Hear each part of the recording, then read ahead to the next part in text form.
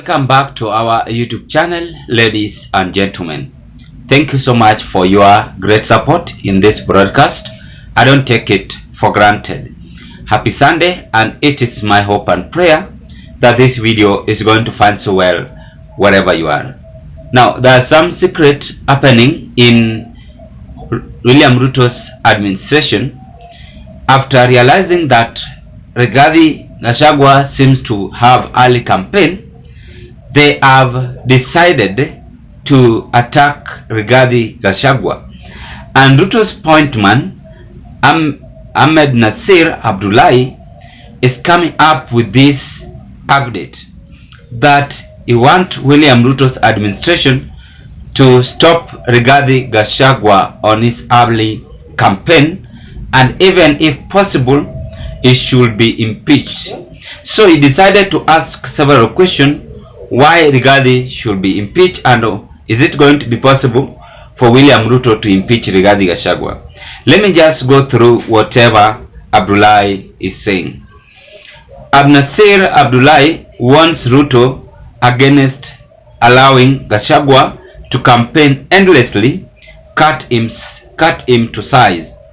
Then lawyer Nasir Abdullahi said President William Ruto will regret the fails to firmly deal with his deputy Rigathi Gachagua.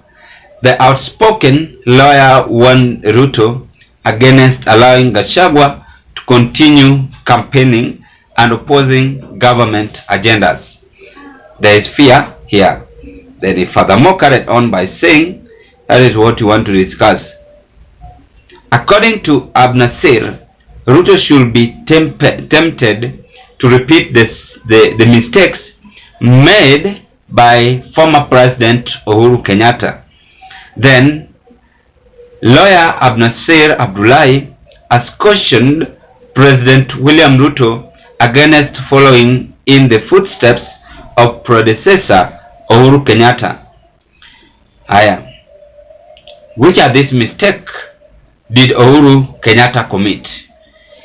In a statement on Monday, September 9th, Nasir asked Ruto to learn from Uhuru's mistakes in dealing with a rebellious deputy president. According to Nasir, Uhuru made a costly mistake by failing to deal firmly with Ruto, who was then his deputy in the Jubilee government.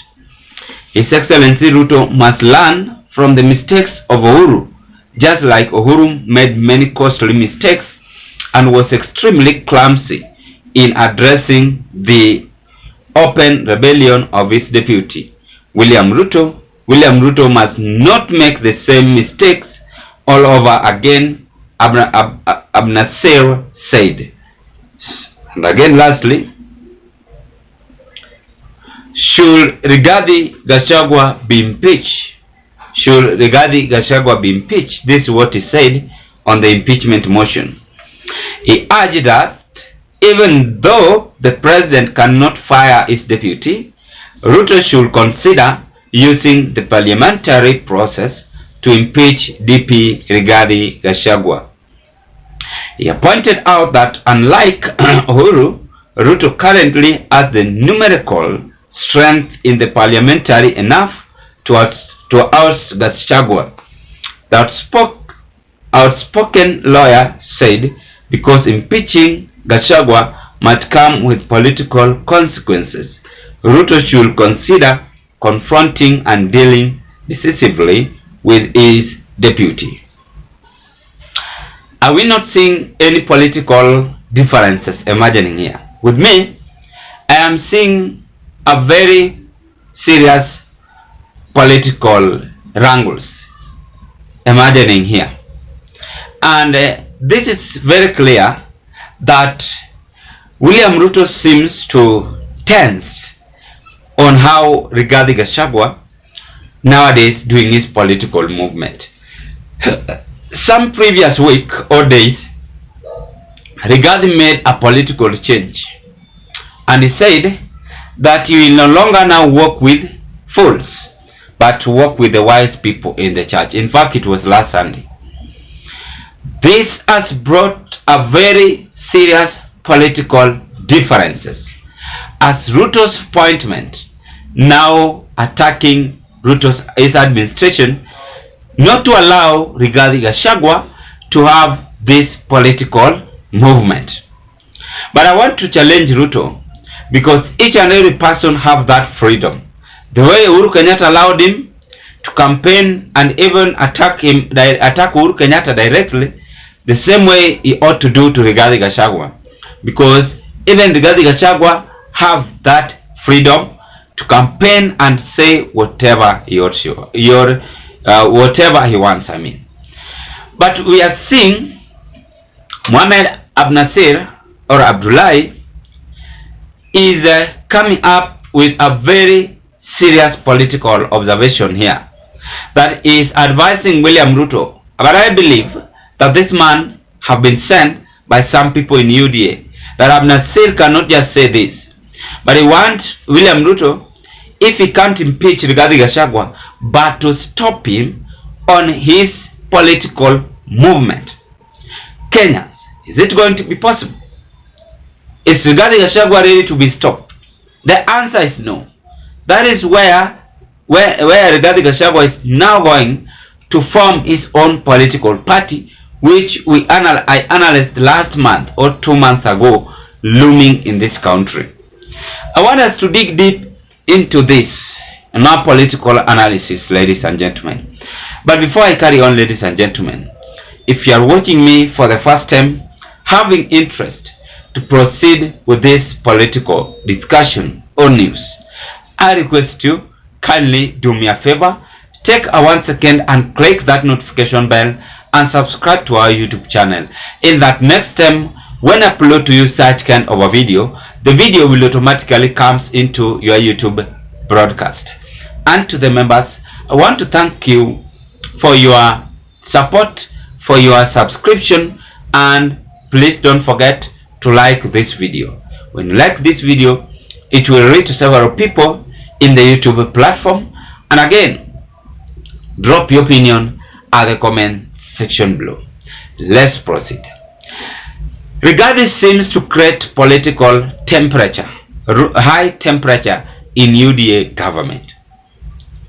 And when you see Ruto's appointment now questioning Rigathi, it means that they fear Rigathi Gachagua. Some days ago, there are some Mount Kenya MPs from East said that they are now considering Kithure Kindiki as their spokesperson.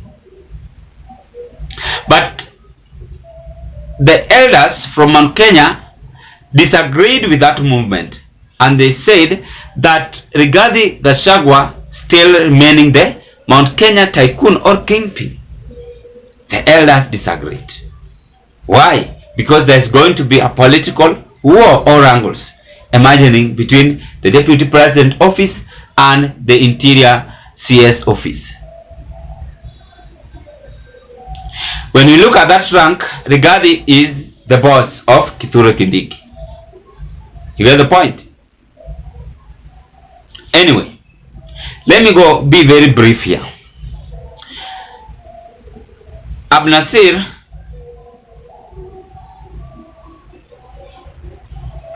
is after Rigathi's fallout with William Ruto, and he is very keen considering this as his own political movement. The number two is Rigathi Gachagua's political influence. Is Rigathi Gachagua's political influence going to make Ruto to be one-term president? That is something which we must consider here. According to me, I believe it might happen. Because if Rigathi continue with this political movement, then combined with Kalonzo Musyoka, Ruto is going to be one-term president. So there is fear, and that is why Ruto is now coming out with his own political appointment. People like Mohamed Nasir, to deliver bad news to Rigathi Gachagua. It is a kind of warning. Yesterday, we also saw this man, Kapsaret MP Oscar Sudi, warning Kiunjuri, close associate friend of Rigathi Gachagua, that he is being misled. So this is a political angle. I told you, if you follow me keenly, I told you that this is going to continue. They are going to follow Rigathi Gachagua's political footstep, up and down, in order to find his weakness. So all these are just fear in UDA government that Rigathi might not make Ruto succeed his second chance in the office. So they want to do away with Rigathi Gachagua's political movement. And therefore, I can conclude by saying there might be impeachment motion in order just to attack Rigathi Gachagua. If this impeachment motion will happen, then the probability of Rigathi Gachagua to form his own political party or to exit UDA is 95%. And that is their movement. And if Rigathi is not keen, then he might be impeached as soon as possible. In order, those MPs deal, because the MPs endorsing Kithure Kindiki is also another political shockwave. It's also there's someone behind this movement. And that is what they want, to do away with Rigathi Gachagua. Ladies and gentlemen, politics is a dirty game. It is always well planned, well plotted for any politician to achieve whatever he or she wants. So Rigathi scam have no peace, as Ruto's appointment hunt him terribly to stop him on his own political movement he's doing in this country. What can you say in this movement, in this attack on Rigathi's administration? I wish you all the best, and bye bye. Let's meet on another political discussion. Bye bye.